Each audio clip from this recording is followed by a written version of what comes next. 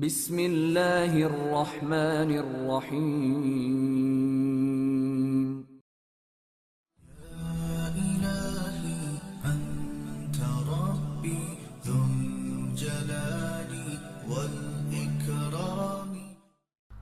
اس روز ظہر کی نماز کے وقت مسجد میں نمازیوں کی تعداد بہت ہی زیادہ تھی، کیونکہ سب کو معلوم ہو گیا تھا کہ ان کے محبوب امام اور خطیب امام شامی آ گئے ہیں۔ انہوں نے امام شامی کے پیچھے نماز پڑھی، لیکن عصر کی نماز کے وقت امام مسجد میں نہ آیا۔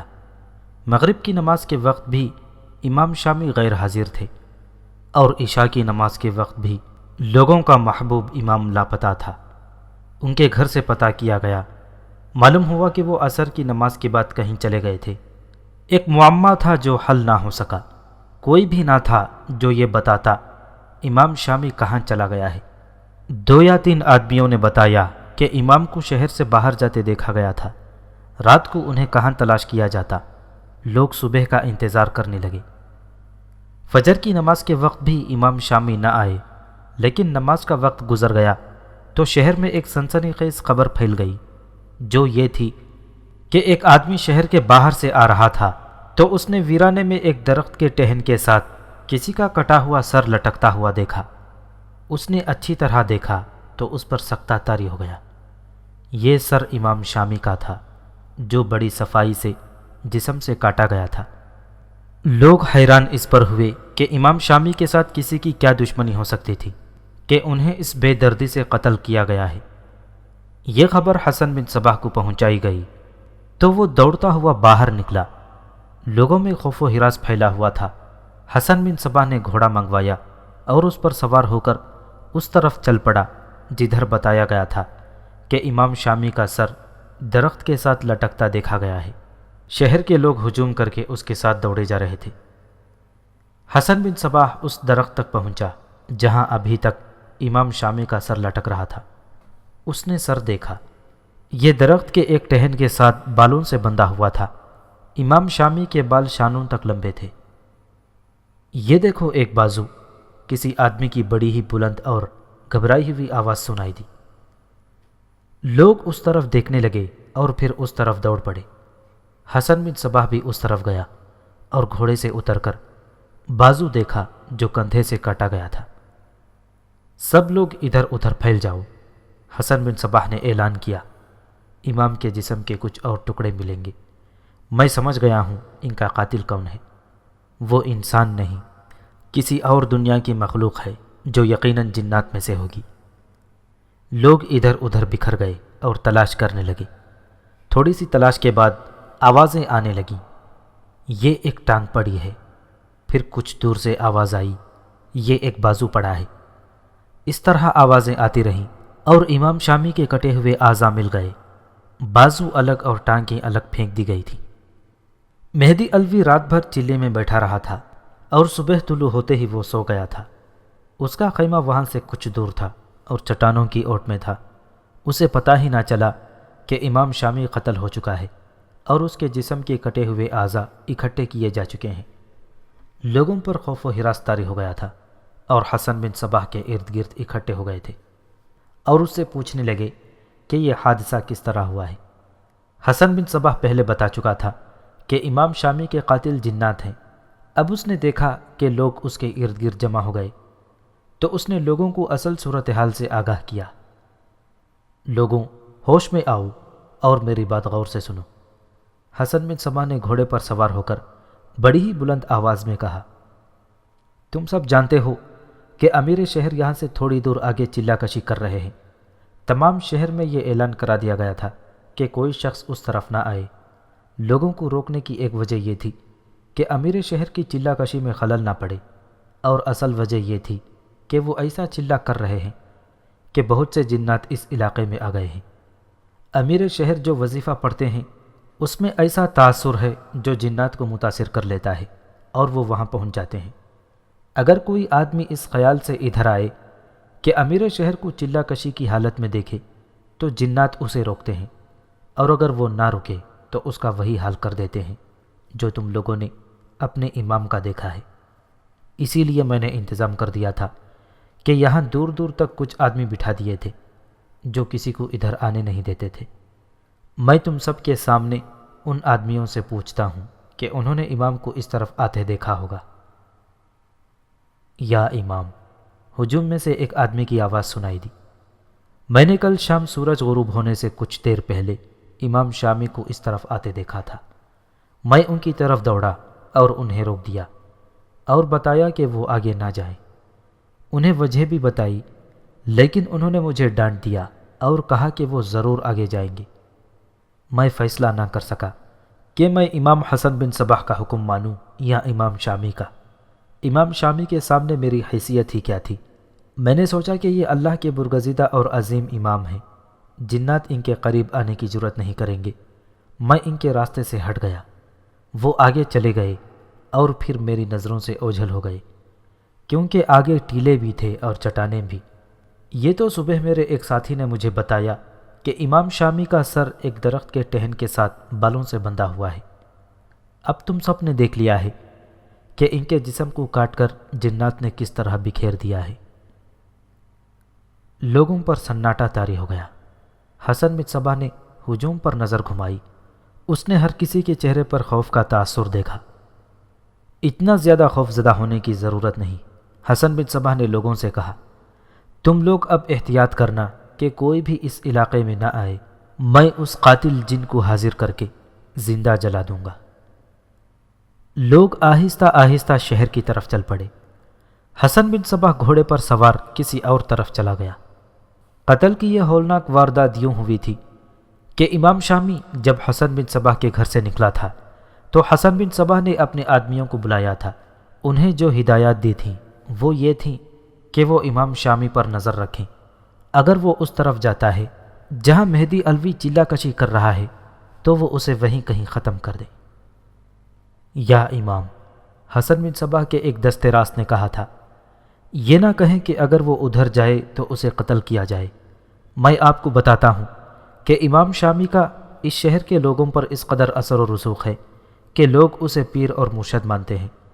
میں نے گھوم پھر کر دیکھا ہے، پھر آپ سے یہ بات کہہ رہا ہوں۔ اگر یہ شخص علموت میں رہا تو کوئی بعید نہیں کہ یہ ہمارے خلاف محاذ بنا لے، اور ہم نے اس شہر کے لوگوں میں جس طرح اثر پیدا کیا ہے وہ رائیگان چلا جائے۔ اس آدمی کا اس شہر میں رہنا بلکہ اس دنیا میں رہنا خطرناک ہوگا۔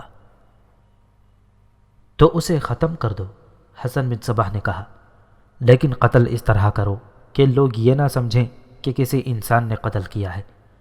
یہ مہدی علوی کے پاس ضرور جائے گا، اسے اس ویرانے میں قتل کرو اور اس کے بازو ٹانگیں سر کاٹ کر الگ الگ پھینک دو۔ پھر میں آ کر لوگوں کو بتاؤں گا کہ اس کا قاتل کون ہے۔ پھر لوگ اسے بھول جائیں گے اور میرے اور زیادہ معتقد ہو جائیں گے۔ امام شامی کے دن پورے ہو چکے تھے۔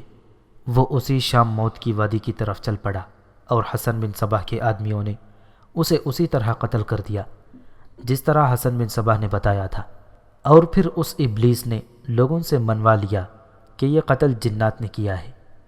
سورج غروب ہونے کو تھا جب امام شامی کو قبر میں اتارا گیا۔ نماز جنازہ حسن بن صباح نے پڑھائی تھی، اور اس کے بعد اس نے امام شامی کی وفات پر ایسی نوحہ خوانی کی تھی کہ لوگوں کے آنسو ہی نہیں بلکہ سسکیاں اور ہچکیاں نکل آئی تھیں۔ اگلی صبح حسن بن صباح مہدی علوی سے ملنے چلا گیا۔ مہدی علوی خیمے میں زمین پر بچھے ہوئے بستر پر گہری نیند سویا ہوا تھا۔ یہ چلے کا 8واں یا 9واں دن تھا۔ خادم نے اسے جگایا اور بتایا کہ امام حسن آئے ہیں۔ مہدی علوی ہڑبڑا کر اٹھا۔ حسن بن صباح خیمے میں آ کر اس کے پاس بیٹھ گیا تھا۔ اس نے مہدی علوی کے چہرے کا جائزہ لیا۔ وہ اندازہ کرنا چاہتا تھا کہ مہدی علوی پر کیا اثرات مرتب ہوئے ہیں اور اس کی ذہنی حالت کیا ہے۔ کیا آپ یہ چلہ جاری رکھ سکیں گے؟ حسن بن صباح نے پوچھا۔ ہاں امام، مہدی علوی نے جواب دیا، میں چلہ جاری رکھوں گا۔ مجھے کوئی تکلیف نہیں ہو رہی، بلکہ ایک عجیب سا سرور محسوس ہوتا ہے جسے میں بیان نہیں کر سکتا۔ تصورات بہت ہی حسین ذہن میں آتے ہیں اور یہ اپنے آپ ہی آ جاتے ہیں۔ آپ کو تو سکون ملتا ہے، حسن بن صباح نے کہا، لیکن آپ کے ارد گرد جو علاقہ ہے وہ بڑا ہی خطرناک ہو گیا ہے۔ میں نے آپ کو جو وظیفہ بتایا ہے اس کے اثرات پوری کائنات پر ہوتے ہیں۔ یہ دراصل سلیمان علیہ السلام کا وظیفہ ہے جو جنات پڑھا کرتے تھے۔ آپ کے خیمے کے ارد گرد جنات کا ایک ہجوم اکٹھا ہو گیا ہے۔ یہ اس وظیفے کی کشش اور جنات کی عقیدت مندی ہے۔ تو کیا یہ جنات مجھے نقصان نہیں پہنچائیں گے؟ مہدی علوی نے ذرا ڈرے ہوئے لہجے میں پوچھا۔ نہیں امیر علمود، حسن بن صباح نے جواب دیا، یہ تو آپ کی خوش نصیبی کی نشانی ہے کہ آپ کا پڑھا ہوا وظیفہ کائنات پر اثر انداز ہو رہا ہے۔ ہو سکتا ہے کہ کچھ جنات انسانوں کے روپ میں آ کر آپ کے آگے سجدہ ریز ہو جائیں۔ اگر ایسا ہوا تو آپ بالکل بھی نہ ڈریں، وہ خاموشی سے آپ کا ورد سنتے رہیں گے اور پھر چلے جائیں گے۔ مجھے یہ بتائیں کہ سونے کی یہ 3 اینٹیں کس طرح برآمد ہوئی ہیں؟ مہدی علوی نے پوچھا۔ کیا مسلح کے نیچے سے مزید خزانہ برآمد ہوگا؟ میں گزشتہ رات سو نہیں سکا، حسن بن صباح نے کہا۔ سونے کی یہ 3 اینٹیں ایک اشارہ ہے۔ میں رات بھر مراقبے میں رہا ہوں، معلوم یہ کرنا تھا کہ یہ کیسا اشارہ ہے۔ صبح کاذب کے وقت مجھے یہ راز معلوم ہوا، خزانہ برآمد ہوگا، لیکن ابھی یہ پتہ نہیں چل رہا کہ وہ خزانہ کہاں سے برآمد ہوگا۔ مجھے امید ہے کہ 15-16 دنوں بعد یہ بھی پتہ چل جائے گا۔ سونے کے یہ 3 ٹکڑے ایک بڑا واضح اشارہ ہے کہ آپ کو 3 اور شہر ملیں گے، پھر علمود کو ملا کر ان 4 شہروں کی ایک سلطنت بن جائے گی جس کے سلطان آپ ہوں گے۔ اس سلطنت کو حاصل کرنے کا یہی ایک طریقہ ہے کہ آپ اسی طرح صبر و تحمل اور پوری یکسوئی کے ساتھ پورے 40 دن یہ وظیفہ پورا کر دیں۔ مہدی علوی کو باقاعدہ حشیش پلائی جا رہی تھی۔ خادم حشیش کی مقدار میں اضافہ کرتا چلا جا رہا تھا۔ اسے اونٹنی کا دودھ پینے کی اجازت دے دی گئی تھی۔ یہ دودھ ہر روز اس کے خیمے میں پہنچا دیا جاتا تھا۔ اس میں بھی ذرا سی حشیش ڈال دی جاتی تھی۔ کچھ تو اس کی اپنی خواہشات کے تصور تھے جو اس کے ذہن میں نکھرتے ہی چلے آ رہے تھے، کچھ حسن بن صباح کی باتوں کے اثرات تھے کہ مہدی علوی کے ذہن سے یہ اترتا جا رہا تھا کہ وہ علمود کا امیر ہے اور اس کی حیثیت ایک بادشاہ جیسی ہے۔ میں آپ کو ایک بری خبر سنا رہا ہوں، حسن بن صباح نے کہا۔ آپ کے محبوب امام شامی اچانک حجاز سے واپس آ گئے تھے۔ انہیں پتہ چلا کہ آپ یہاں چلہ کشی میں بیٹھے ہیں تو وہ میرے پاس آئے اور کہنے لگے کہ وہ آپ کو چلہ کشی سے روکیں گے۔ میرے دل میں امام شامی کا بے تحاشا احترام ہے۔ میں نے انہیں کہا تھا کہ وہ آپ کی چلہ کشی میں مداخلت نہ کریں، ورنہ اس میں آپ کی جان جانے کا خطرہ ہے، اور امیر علمود کے لیے بھی بہت بڑا خطرہ پیدا ہو سکتا ہے۔ ان کی اور ہم سب کی بدقسمتی کہ وہ نہ مانے اور کل آپ کے پاس آنے کے لیے چل پڑے۔ ہمیں اطلاع ملی کہ ان کا سر ویرانے میں ایک درخت کے ساتھ بالوں سے لٹک رہا تھا۔ مجھے صاف پتہ چل گیا کہ انہیں جنات نے کاٹ کر پھینک دیا تھا، کیونکہ وہ جنات کے پیغمبر حضرت سلیمان علیہ السلام کے وظیفے کی توہین کر رہے تھے۔ یہ توہین ہی تھی کہ وہ آپ کو اس وظیفے سے ہٹانے آ رہے تھے۔ کل میں نے ان کی نماز جنازہ پڑھائی ہے اور انہیں سپرد خاک کر دیا ہے۔ حسن بن صباح کو توقع تھی کہ مہدی علوی کا رد عمل بڑا ہی شدید ہوگا اور وہ روئے گا، کیونکہ وہ امام شامی کا معتقد تھا، بلکہ وہ اس کا مرید تھا۔ لیکن اس نے اپنے امام کی موت کی خبر سنی تو اس کا چہرہ بے تاثر رہا، جیسے اس پر ذرا سا بھی اثر نہ ہوا ہو۔ اس کی آنکھیں خشک رہیں، اس کی زبان سے ایک لفظ بھی نہ نکلا۔ حسن بن صباح نے جب یہ دیکھا کہ مہدی علوی نے کوئی اثر لیا ہی نہیں تو وہ دل ہی دل میں بہت خوش ہوا۔ وہ مہدی علوی کی حصے مردہ کرنے میں کامیاب ہو گیا تھا۔ میں یہ چلہ پورا کروں گا، اور امام محترم، مہدی علوی نے کہا، یہ دیکھنا آپ کا کام ہے کہ میں اس میں کامیاب ہو جاؤں گا یا نہیں۔ وہ تو میں دیکھ چکا ہوں، حسن بن صباح نے کہا، اور میں آپ کو بتا بھی چکا ہوں۔ سونے کی 3 اینٹوں کا برآمد ہونا وظیفے کی کامیابی کا ایک بہت بڑا ثبوت ہے، اور امام شامی کا جنات کے ہاتھوں قتل ایک اور ثبوت ہے۔ آپ دل جمعی سے چلہ جاری رکھیں۔ کیا میں اونٹنی کا دودھ ہی پیتا رہوں گا؟ مہدی علوی نے پوچھا۔ ہاں، حسن بن صباح نے کہا، آج کا دن ملا کر 2 دن اور آپ اونٹنی کے دودھ پر ہی رہیں گے۔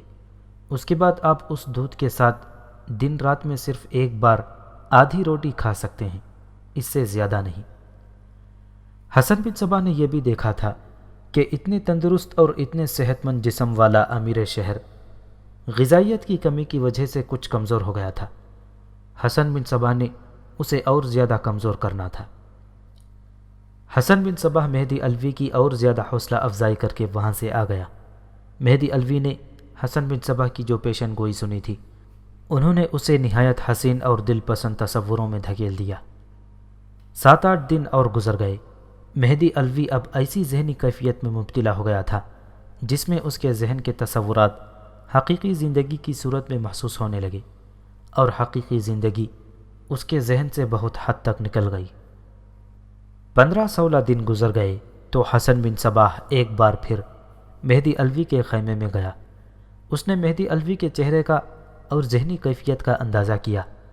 اس نے دیکھا کہ وہ بڑے اچھے نتائج حاصل کر رہا ہے۔ مہدی علوی بڑی جاندار آواز میں بولتا تھا، لیکن صاف پتہ چلتا تھا کہ اس کا ذہنی توازن صحیح نہیں رہا۔ یہ شخص اسی طرح زندگی کی حقیقتوں سے کٹ گیا ہے جس طرح ہرے بھرے درخت کی ایک شاخ کٹ کر گر پڑتی ہے، اس شاخ کو سوکھ کر پتا پتا ہو جانا ہے۔ یہی کیفیت مہدی علوی کی ہو رہی تھی۔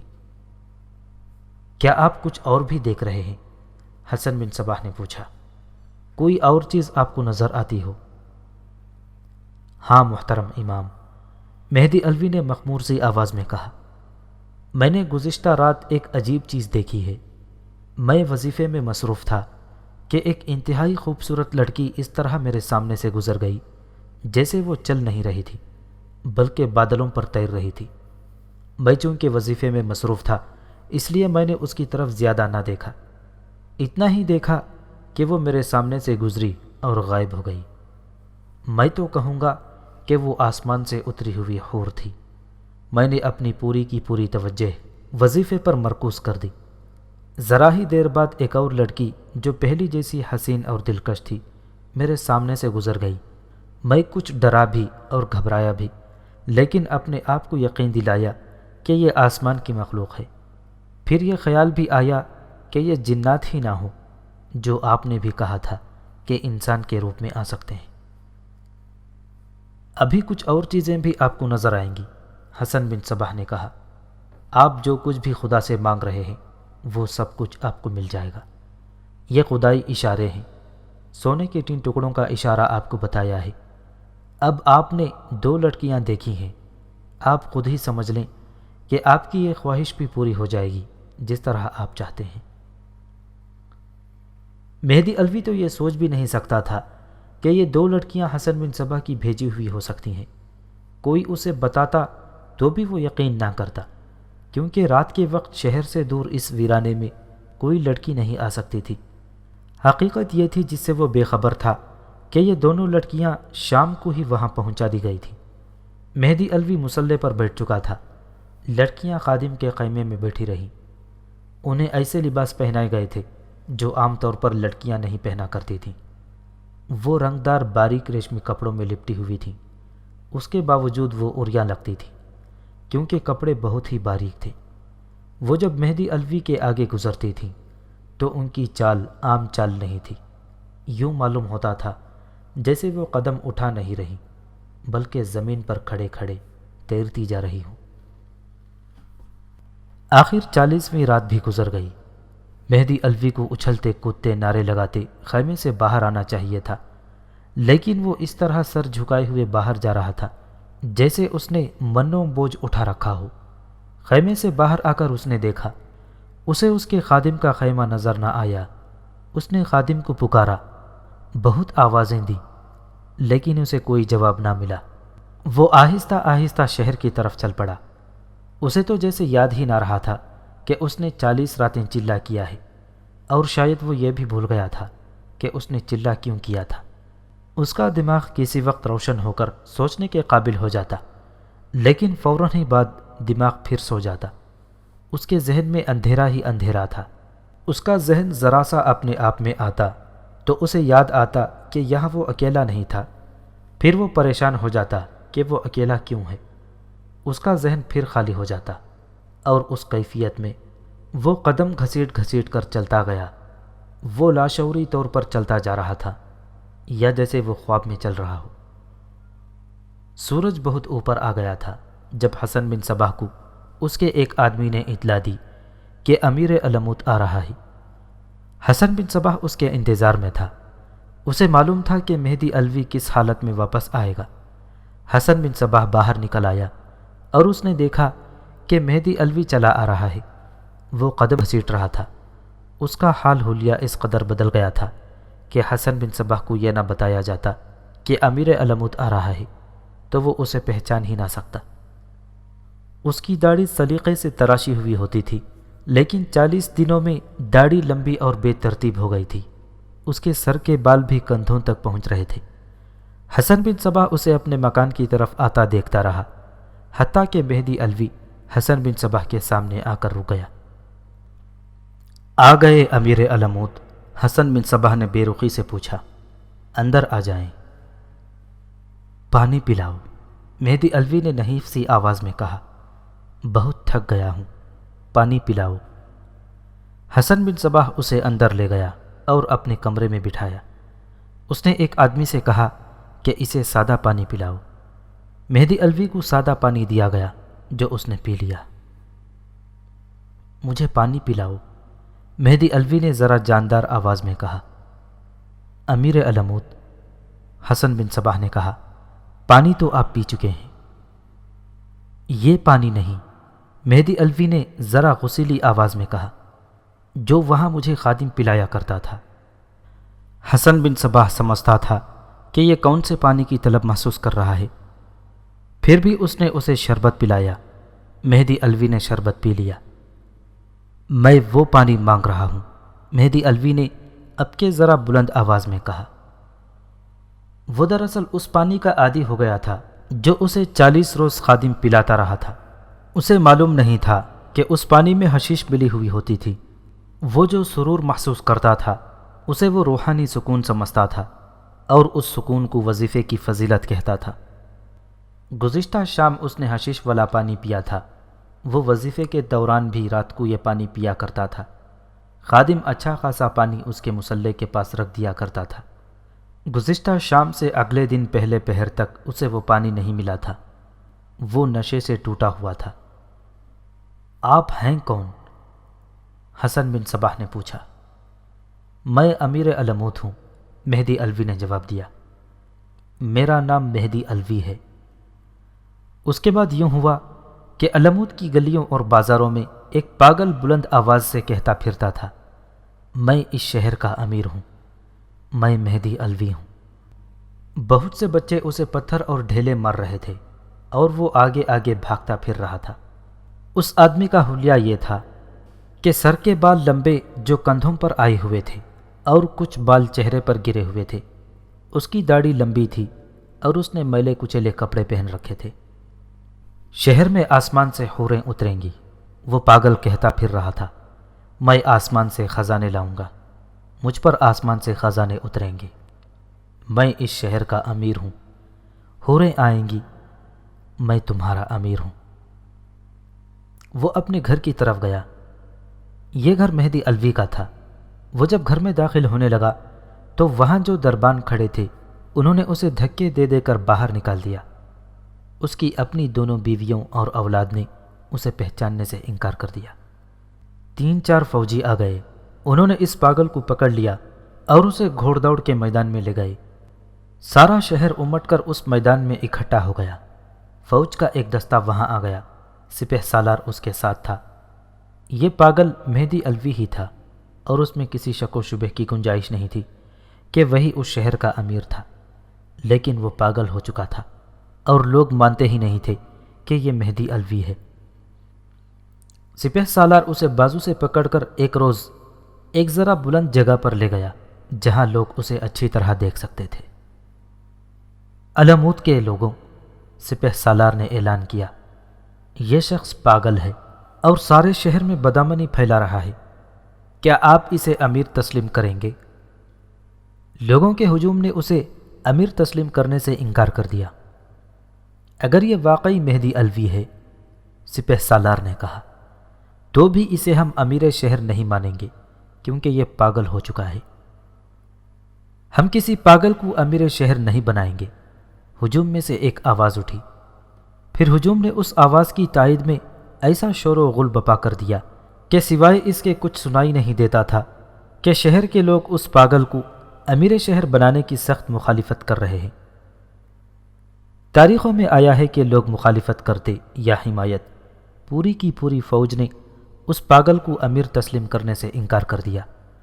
یہ پوری کی پوری فوج حسن بن صباح کی بنائی ہوئی تھی، اور اس نے اپنے مریدوں کو بھرتی کیا تھا اور انہیں ذہن نشین کرایا تھا کہ اس شہر پر قبضہ کرنا ہے۔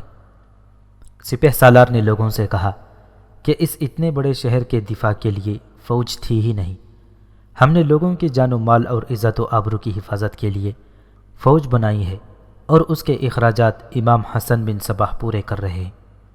سپہ سالار نے اعلان کیا کہ یہ فوج کا فیصلہ ہے کہ امام حسن بن صباح کو امیر شہر بنایا جائے۔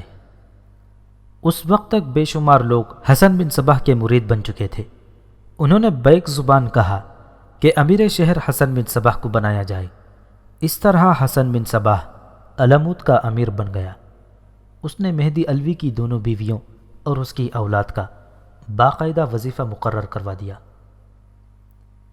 مہدی علوی کو خوش و خرم فتح کے نشے سے سرشار خیمے سے نکلنا چاہیے تھا کہ اس نے 40 راتوں کا چلہ کامیابی سے کاٹ لیا تھا۔ شہر میں آ کر وہ حسن بن صباح سے کہتا کہ اب مجھے اس چلے کے نتائج دکھاؤ، لیکن وہ خیمے سے پاگل ہو کر نکلا۔ مزمل آفندی کو قید خانے میں بند کر دیا گیا تھا۔ اسے 40 دنوں کے بعد قید خانے سے رہا کر دیا گیا۔ اسے پاگل ہو کر نکلنا چاہیے تھا، لیکن وہ جب قید خانے سے باہر نکلا تو اس کی گردن تنی ہوئی تھی اور اس کی چال ڈھال ایسی تھی جیسے اس شہر کا امیر وہی ہو، اور جو کوئی اس کے راستے میں آئے گا وہ اسے قتل کر دے گا۔ وہ قید خانے سے نکل کر سیدھا حسن بن صباح کے پاس پہنچا۔ حسن بن صباح نے اس کا پرتپاک استقبال کیا۔ آ گئے مزمل؟ حسن بن صباح نے اس سے دوستوں کی طرح پوچھا۔ اب کیا کرو گے؟ میرے کرنے کا ایک ہی کام ہے، مزمل آفندی نے بڑی دلیری اور جرأت مندی سے جواب دیا۔ مرو جاؤں گا اور نظام الملک کو قتل کروں گا۔ کب جاؤ گے؟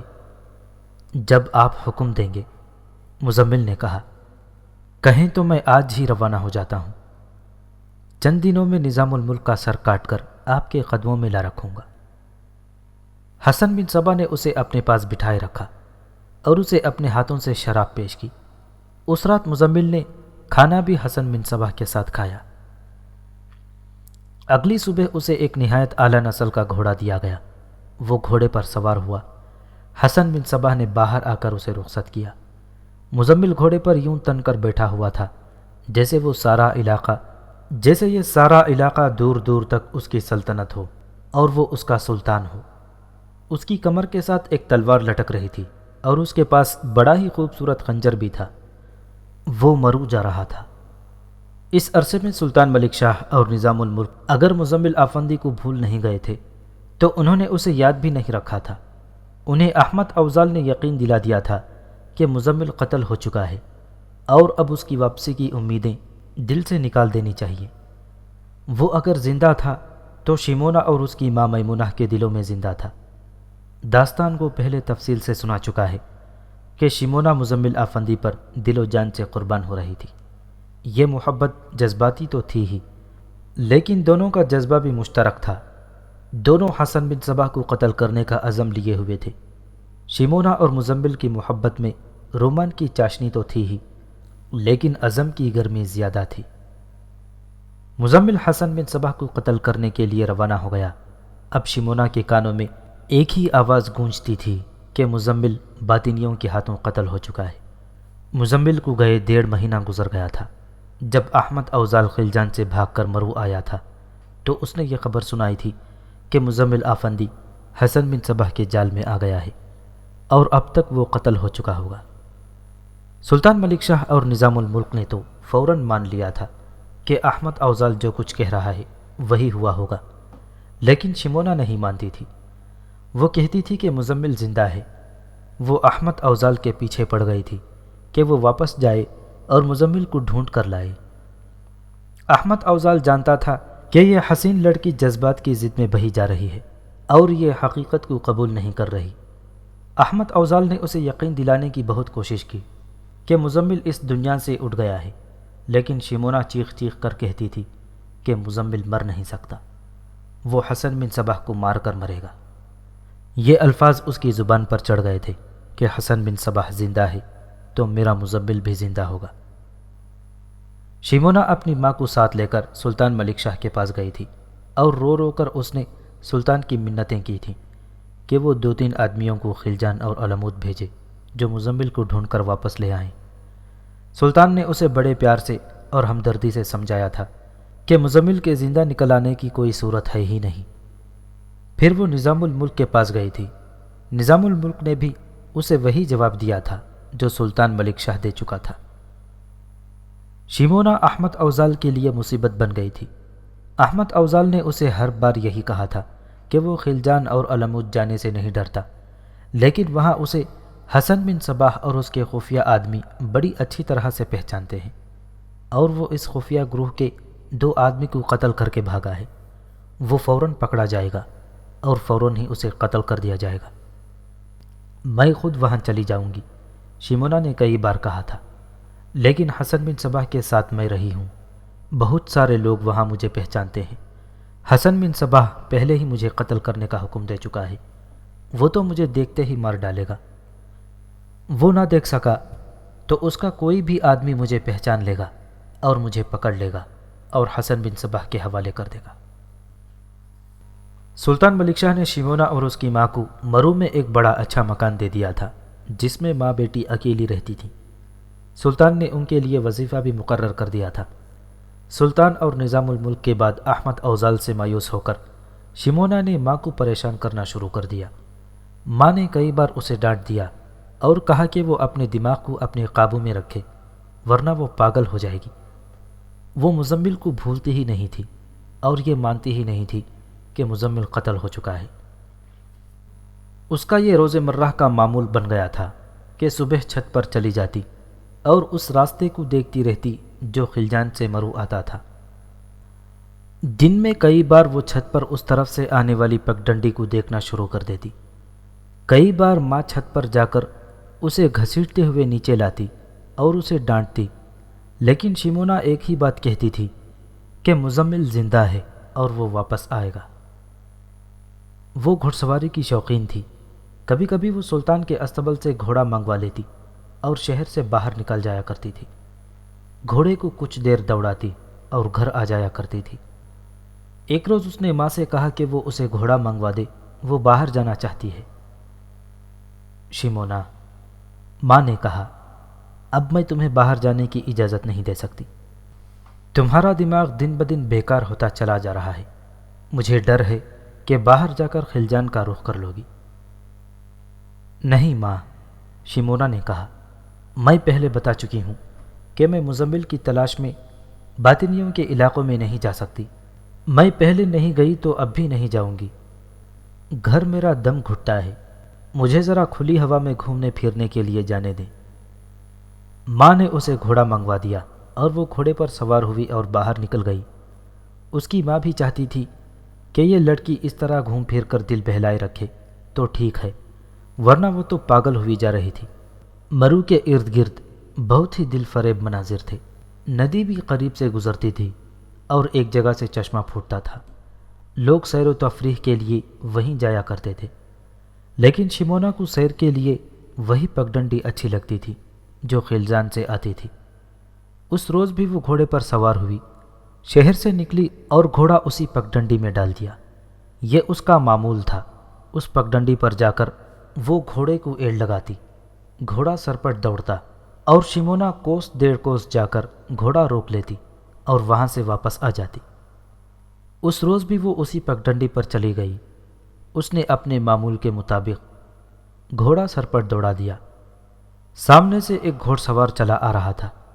شیمونا اس کے قریب سے گزری تو اس کی طرف دیکھا بھی نہیں۔ اس کا گھوڑا ہوا سے باتیں کر رہا تھا۔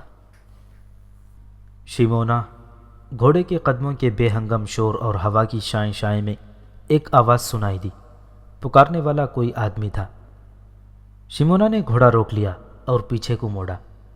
وہ گھوڑ سوار جو اس کے قریب سے گزرا تھا اس نے بھی گھوڑا موڑ لیا اور اس کی طرف بڑی تیزی سے آ رہا تھا۔